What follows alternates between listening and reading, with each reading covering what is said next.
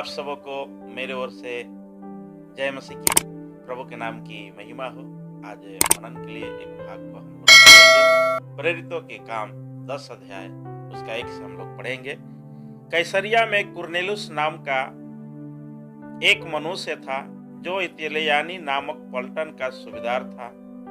वह भक्त था और अपने सारे घराने समेत परमेश्वर से डरता था और यहूदी लोगों को बहुत दान देता और बराबर परमेश्वर से प्रार्थना करता था। उसने दिन के तीसरे पहर के निकट दर्शन में स्पष्ट रूप से देखा कि परमेश्वर का एक स्वर्गदूत उसके पास भीतर आकर कहता है, हे कुरनेलुस। उसने उससे ध्यान से देखा और डर कर कहा, हे प्रभु, क्या है? उसने उससे कहा, तेरी प्रार्थनाएं और तेरे दान स्मरण के लिए परमेश्वर के सामने पहुंचे हैं। आमीन, हालेलुया। प्रभु के नाम की महिमा हो। मेरे प्रियो, यहाँ पर हम देखते हैं कि कैसरिया में कुरनेलुस नाम का एक मनुष्य है और हम देखते हैं कि ये व्यक्ति जो है इतालियानी नामक पलटन का सूबेदार था। समझिए, एक पलटन का ये सूबेदार है और हम देखते हैं वो भक्त था और अपने सारे घराने समेत परमेश्वर से डरता था। हम देखते हैं कि कुरनेलुस अपने सारे घराने समेत परमेश्वर से डरने वाला एक मनुष्य था मेरे प्रियो। और हम देखते हैं कि और यहूदी लोगों को बहुत दान देता था और बराबर परमेश्वर से प्रार्थना करता था और ये व्यक्ति दर्शन देखने वाला भी था। मेरे प्रियो, आज हम देखते हैं कि बहुत से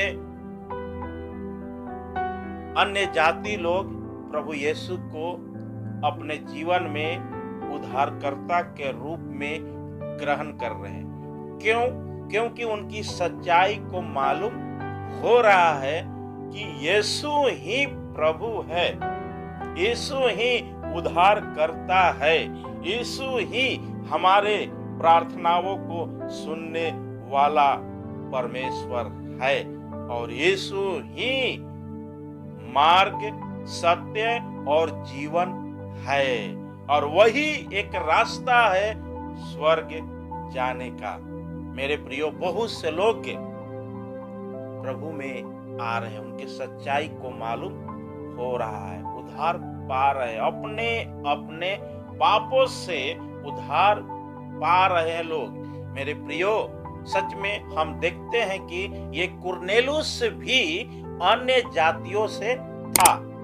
कुरनेलुस जन्मजात मसीही नहीं था, अन्य जातियों से ये भी आया हुआ एक व्यक्ति है।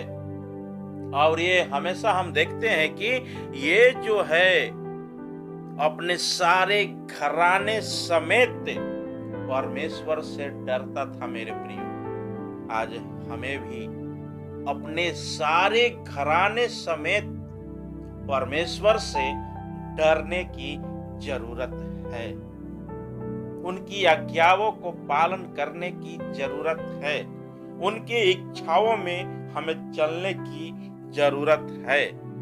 और हम देखते हैं कि वो बहुत दान भी देता था, जो उसके पास में था उसमें से बहुत दान देने वाला एक व्यक्ति था मेरे प्रियो।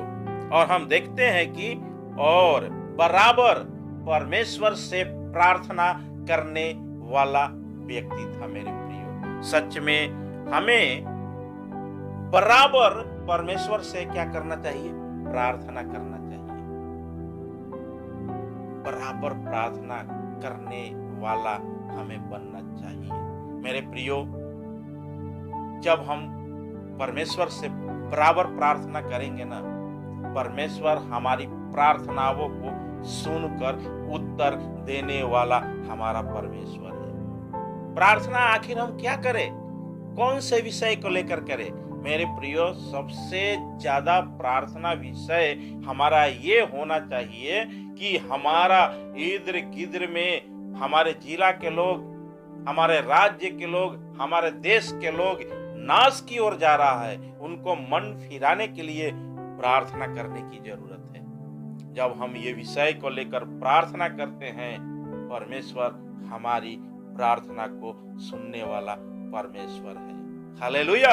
और हम देखते हैं मेरे प्रियो, कुरनेलियुस के जीवन में हम लोग देखते हैं कि वो प्रभु के दासों को बुलाकर अपने यहाँ वचन को सुनने वाला वो कुरनेलियुस व्यक्ति। वचन हम लोग पढ़ेंगे 22 का। उन्होंने कहा, कुरनेलियुस सूबेदार, जो धर्मी और परमेश्वर से डरने वाला और सारी यहूदी जाति में सुनाम मनुष्य है, उसने एक पवित्र स्वर्गदूत से यह निर्देश पाया है कि तुझे अपने घर बुलाकर तुझसे वचन सुने। तब उसने उन्हें भीतर बुलाकर उनकी बहुनाई की। हालेलुया। प्रभु के नाम की महिमा हो। कुरनेलियुस जो धर्मी है और परमेश्वर से डरने वाला और सारी जाति में सुनाम मनुष्य है, उसने एक पवित्र स्वर्गदूत से निर्देश पाया और अपने घर में बुलाकर परमेश्वर का वचन को प्रभु के दास के द्वारा वो सुना। मेरे प्रियो, और आगे हम देखते हैं कि वो वचन भी बुलाकर सुना। वचन सुनने के बाद परमेश्वर के दास को वो बहुनाई भी किया।